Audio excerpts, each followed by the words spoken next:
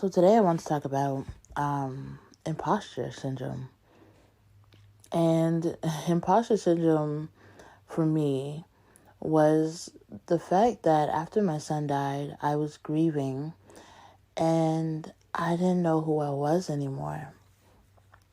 I had built up this whole identity that I was his mother, that I was KK's mom. That was my name. And so when he passed, it was like, okay, so now what? What do I now call myself? How do I now move about in this world without that label?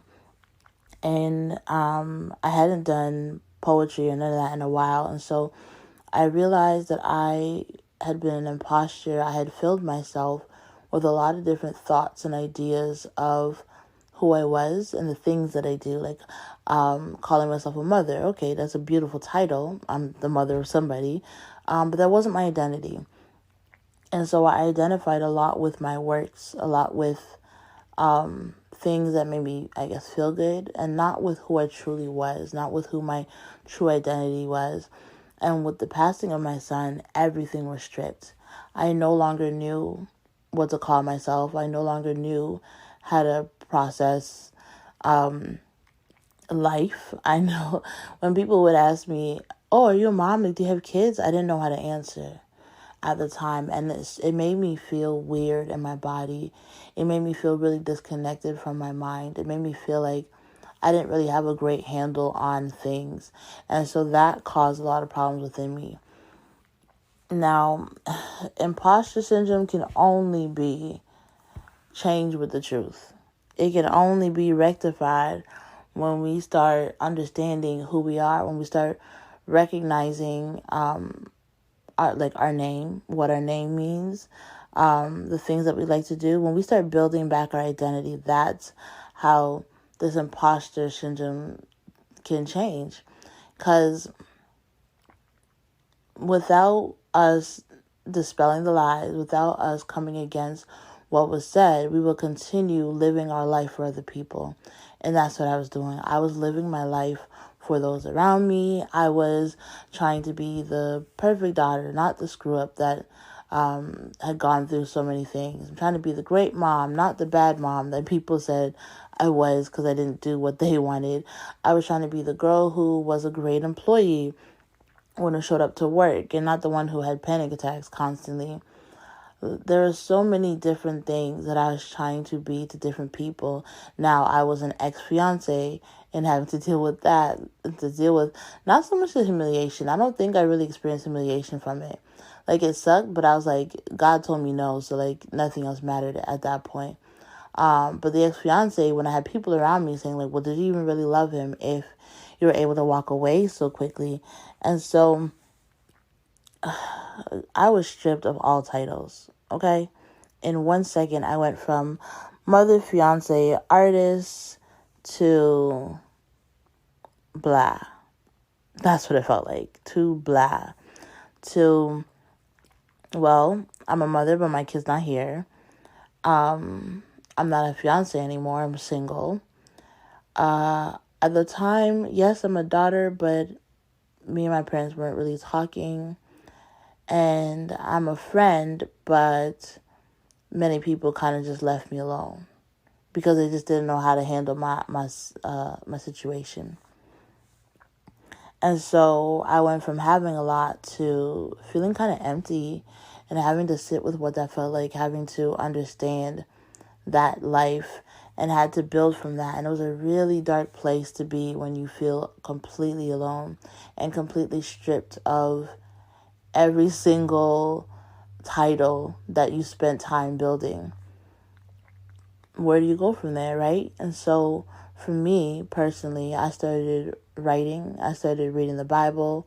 I started looking at who my identity was. What did my name mean? So my name, Nicola, means victory of the people.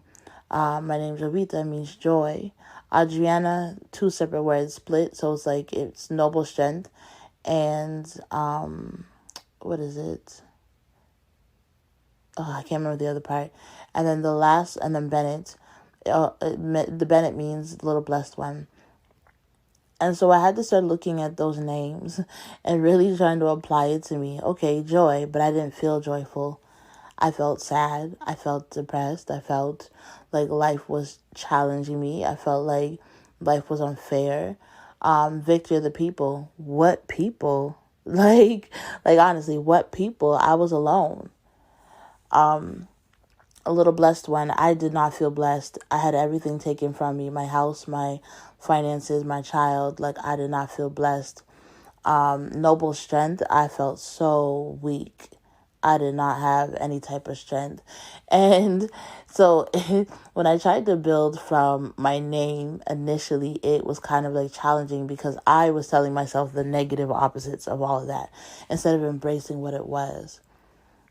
And I really had to start writing letters to myself, writing letters to God about acknowledging the things that I've been through, acknowledging how I could have done better, but how I was also doing the best that I could with what I had. And the acknowledgement or the self-awareness of where I was at was really what helped as well. Because in life sometimes I feel like I got too caught up with focusing on other people, focusing on just other situations that I wasn't really clear on which way to go. And it was really interesting building this back out. It was really interesting re-acknowledging the things that I thought made me too much of a misfit, too much of a unique person, too much of a weirdo. And I started having to identify with them and accepting them one by one. Like, yes, girl, there's a gap in your teeth, but that makes you different and unique. Yes, you have weird quirks, but it's not the same as everybody else, and it's kind of like experiential, your quirks.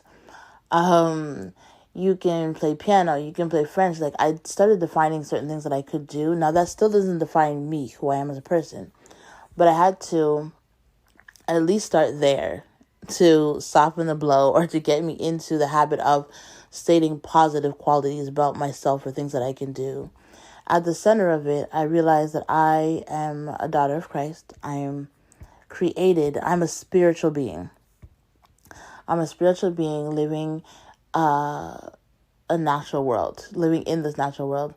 And so because I'm a spiritual being, because I was created with a body, mind, and soul, I had to figure out what part of me needed healing first. Was it my mind? Was it my body? Was it my soul?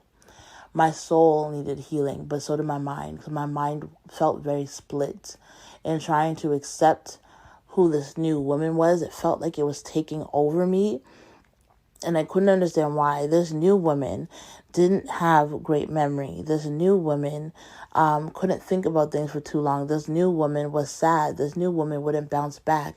This new woman wasn't doing the things that she normally did. This new woman didn't want to get out of bed. This new woman didn't want to get up for work. And when she did go to work, she had panic attacks. This new woman was not somebody I invited. She came with the grief.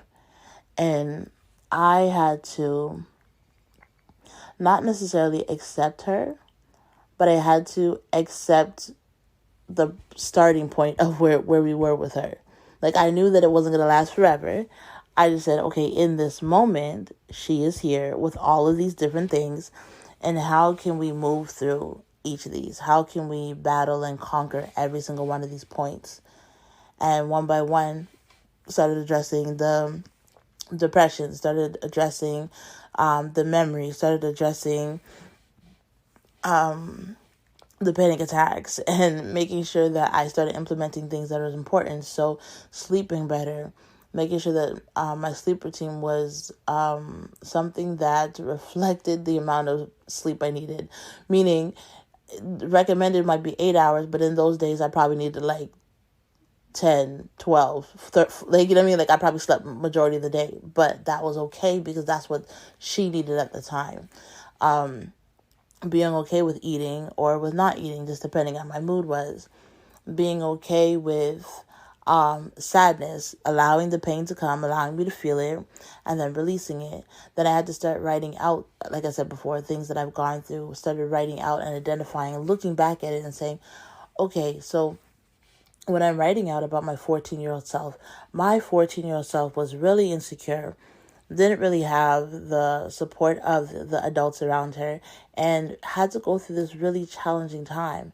Now, because this was the 14-year-old self, could that explain why I feel like I have to protect myself? Could that explain why I feel like I don't trust anybody? Could that explain why I gotta keep everything in? Yes. And so I started working through, one by one, the things that I identified needed to change. The things that I identified was holding me back. The things that I identified was causing a whole lot of pain. And together, me and God, we worked through the identity issues until I no longer felt like an imposter. Until I felt like this is me. This is the me that He created, body, soul, and mind, spirit.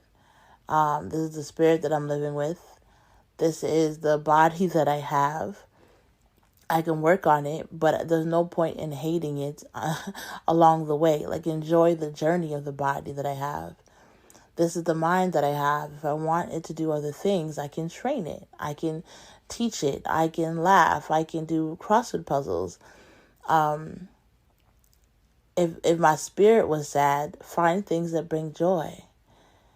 And little by little, we started healing. We started moving, like I said, from imposter to a whole person, to one that is healed, to one that is confident, to one that speaks loudly, to one that is faithful, to one that is at peace, to one that is not the girl with the grief, to one that is content, to one that is calm, to one that has joy, like absolute joy. Like, I can wake up mornings and just feel so happy, or feel so much joy inside of me.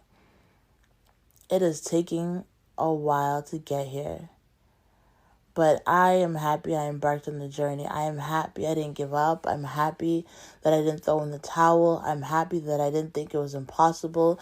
I'm happy that impossible is not a word that I believe in.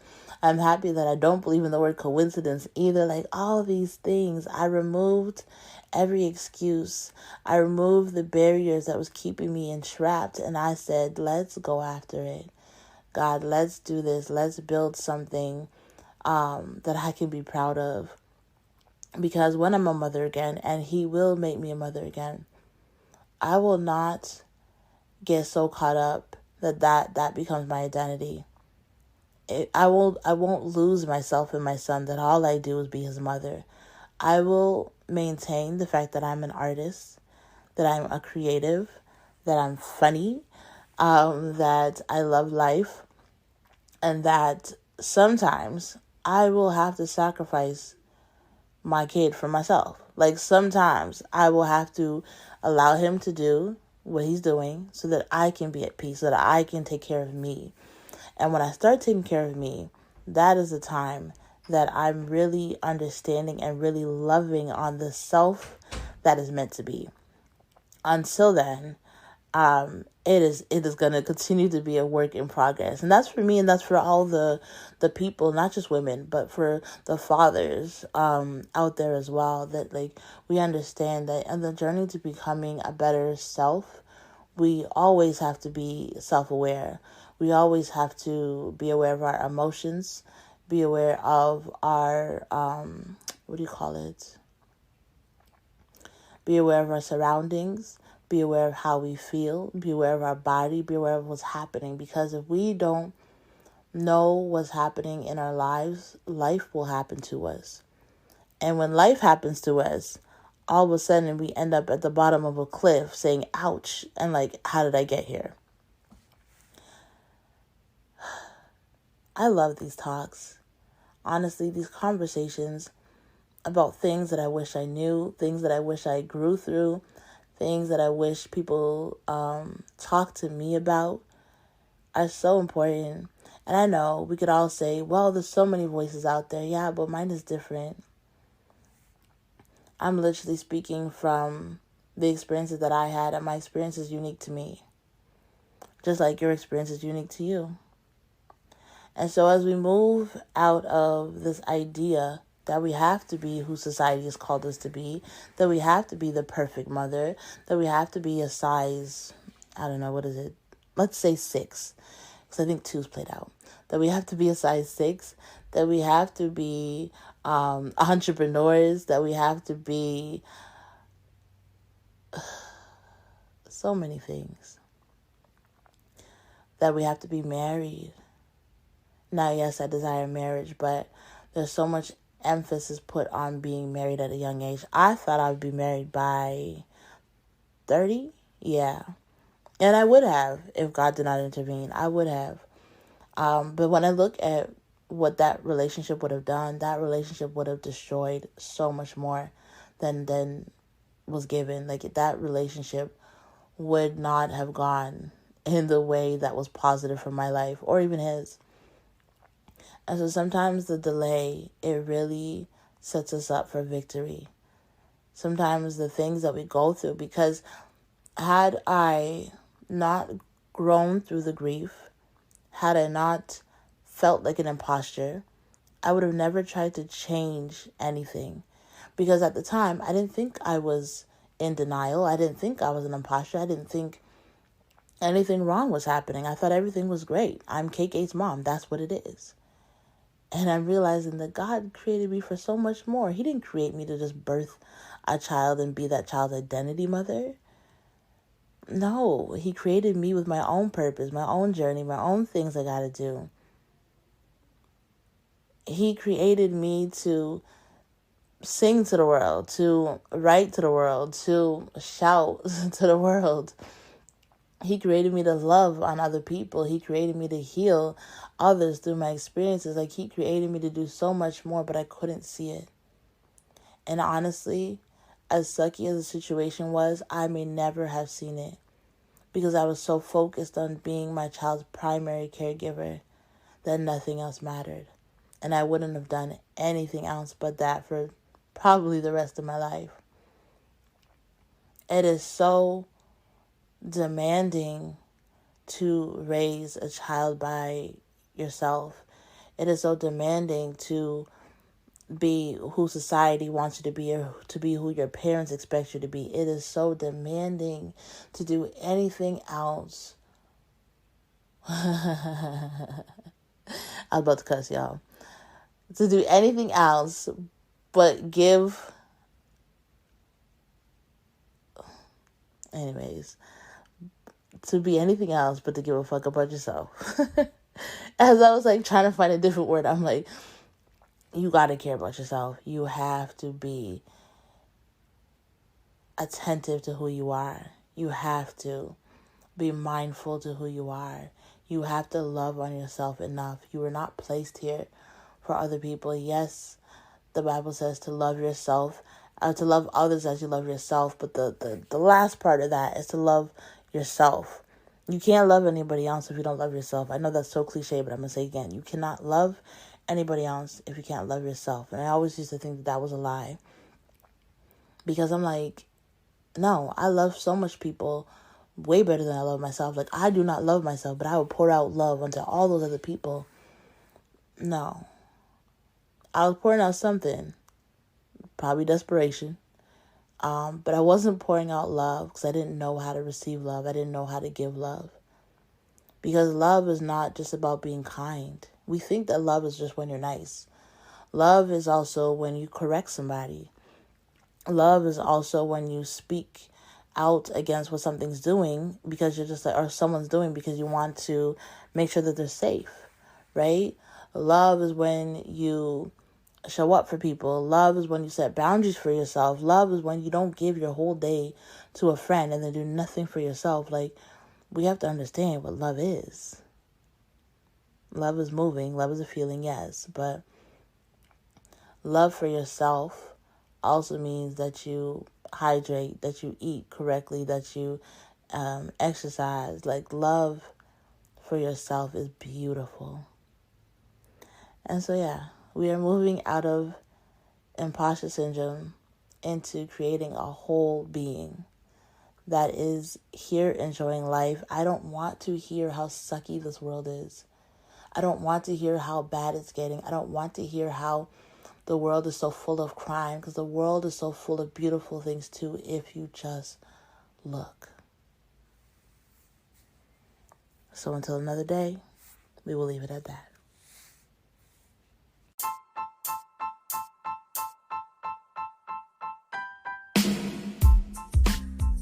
Hey, thank you so much for listening to the Lips and Language podcast.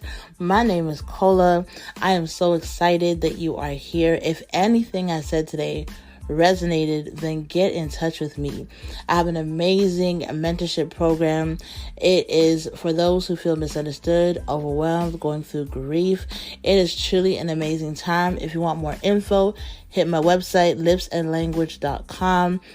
And if you want to get in touch with me, you can hit it up on the website or DM me. I have a free gift for you, and I would love to be in contact with you. Whatever you decide, just know that healing, it looks good on you. And I'm so excited that we get to do this journey together. Have a blessed day. And if nobody told you, I will. I love you. Enjoy your day, and we'll talk soon. Peace.